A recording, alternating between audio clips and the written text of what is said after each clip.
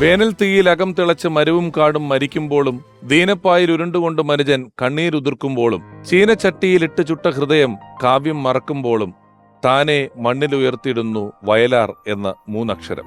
മലയാളത്തിന്റെ അനുഗ്രഹീതനായ പാട്ടെഴുത്തുകാരൻ Shri B K Harinarayanan ഞങ്ങളുടെ സുഹൃത്തു കൂടിയാണ്. അദ്ദേഹത്തിന്റെ നൂറ്റടപ്പൻ എന്ന തന്റെ കവിതാ സമാഹാരത്തിൽ അനശ്വര കവിയായ വയലാർ രാമവർമ്മയെക്കുറിച്ച് എഴുതിയ വരികളാണിത്.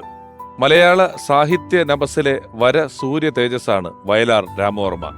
1956 തുടങ്ങി 70കളുടെ പകുതി വരെ മലയാള ചലച്ചിത്ര ഗാനശാഖയിലാകെ ഭാവചാരുതയുടെ ചന്ദ്രകളഭം ചാർത്തി വയലാർ എന്ന പ്രവാചക കവി.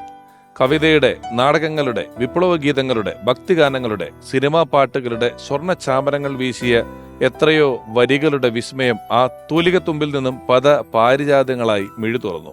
സ്നേഹിക്കയില്ല ഞാൻ നോവും ആത്മാവിനെ സ്നേഹിച്ചിടാത്ത ഒരു തത്വശാസ്ത്രത്തെയും എന്ന് ഉദ്ഘോഷിച്ച ദാർശനികതയ്ക്ക് മുന്നിൽ കാലം കൈവണങ്ങി. മനുഷ്യനും മതങ്ങളും ദൈവങ്ങളും ചേർന്ന് മണ്ണും മനസ്സും പങ്കുവച്ചു എന്ന കവിഭാവന ദേശീയ പുരസ്കാരത്തിന് അർഹമായി.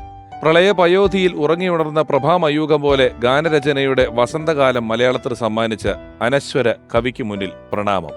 ഓർമ്മയിൽ നിന്നും വയലാർ രാമവർമ്മ.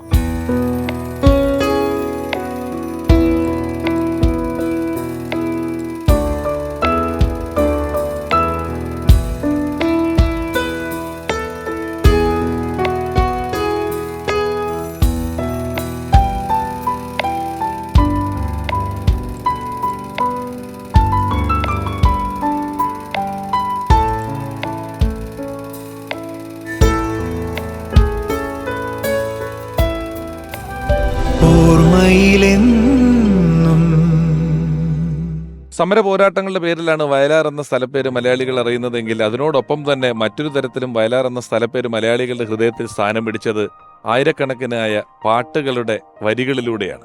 ഇന്നും ആ പേര് തന്റെ പേരിനോടൊപ്പം അഭിമാനമായി കൊണ്ടു നടക്കാൻ പറ്റുന്ന ഒരാൾ വയലാർ തളിരണിയിച്ച പാട്ടെഴുത്തിന്റെ വഴികളിലൂടെ തന്നെ സിനിമയിലേക്ക് നടന്നെടുത്ത ഒരാൾ, ഗാനരചയിതാവ്, നമ്മളെല്ലാവരും ബഹുമാനിക്കുന്ന പ്രിയപ്പെട്ട വയലാർ രാമവർമ്മയുടെ മകൻ.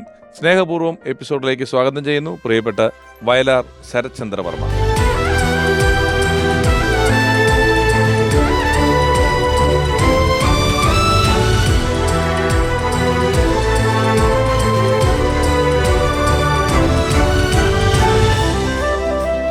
ഓർമ്മയിലെന്നും എന്നിങ്ങനെ ഒരു പരിപാടി ഒരുപാട് പ്രതിഭകളുടെ ജീവിതങ്ങളുടെ ഓർമ്മകളിലൂടെയൊക്കെ കടന്നുപോയി.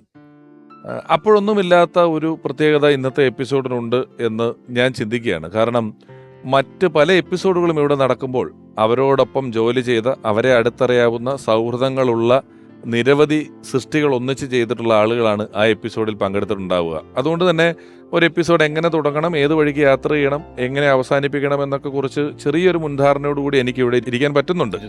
എന്നാൽ ഇന്ന് വയലാറിന്റെ പാട്ടിലുള്ള ഒരു വരി പോലെ വഴിയറിയാതെ മുടങ്ങി നടക്കും വിധിയുടെ ബലിമൃഗമായിട്ട് ഞാനിവിടെ നിൽക്കുകയാണ്.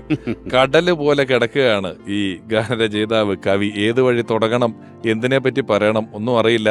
അദ്ദേഹത്തോടൊപ്പം വർക്ക് ചെയ്ത ആരും തന്നെ ഇന്ന് നമ്മുടെ എപ്പിസോഡിൽ വരാനില്ല, അല്ലേ? ഒരുപക്ഷെ നേരിട്ട് കണ്ടിട്ടുള്ള ഒരാൾ എന്ന നിലയിൽ, മകൻ എന്ന നിലയിൽ ശരത്തേട്ടന്റെ സാന്നിധ്യം വലുതാണ്. അല്ല, എനിക്ക് അതിനേക്കാൾ വളരെ വലിയൊരു കാര്യം വെച്ചാല് എന്റെ ഒരു ചോദ്യം ബാക്കി കിടപ്പുണ്ട് ഇപ്പോഴേ. അച്ഛന്റെ ആദ്യത്തെ പാട്ടതാണ് തുമ്പി തുമ്പി വാവ. അതിനകത്ത് ഞാൻ ജനിച്ചിട്ടില്ല. 56-ലാണത്, ഞാൻ 60-ലാണ് ജനിക്കുന്നത്. അപ്പം അതിനകത്തൊരു ചോദ്യമുണ്ട്.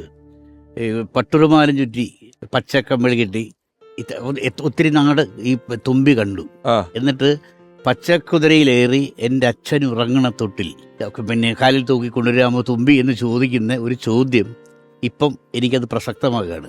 50 കൊല്ലം കഴിഞ്ഞു മരിച്ചിട്ട്. 50 കൊല്ലം കഴിഞ്ഞ് വീണ്ടും അതും കൊച്ചിയിൽ വന്ന് ചെയ്യുമ്പോൾ തീർച്ചയായിട്ടും അച്ഛൻ ആ അന്വേഷിച്ച ഒരു തുമ്പിയെ പറഞ്ഞു വിട്ടല്ലോ, ആ തുമ്പിയുടെ നാട്ടിലേക്ക് എത്തിയിരിക്കുകയാണ്. 50 കൊല്ലങ്ങൾക്കിപ്പുറം നമ്മൾ ഒരു എഴുത്തുകാരനെ ഓർക്കുകയാണ്.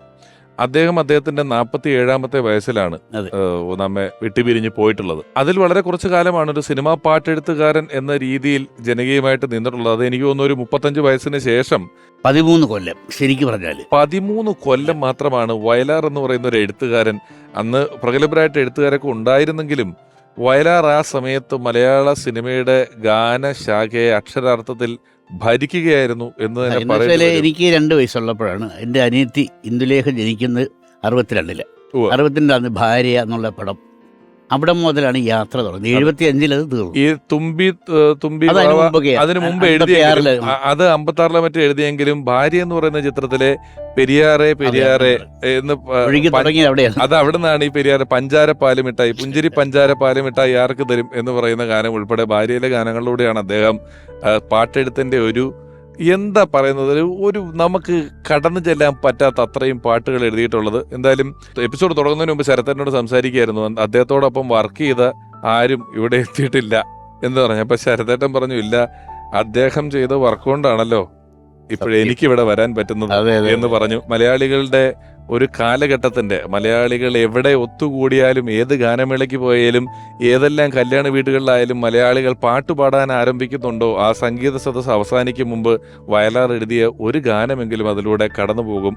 അത് കടന്നു പോകാതെ ഒരു സംഗീത സദസ്സും മലയാളിക്ക് ഇന്നുവരെ അവസാനിച്ചിട്ടില്ല.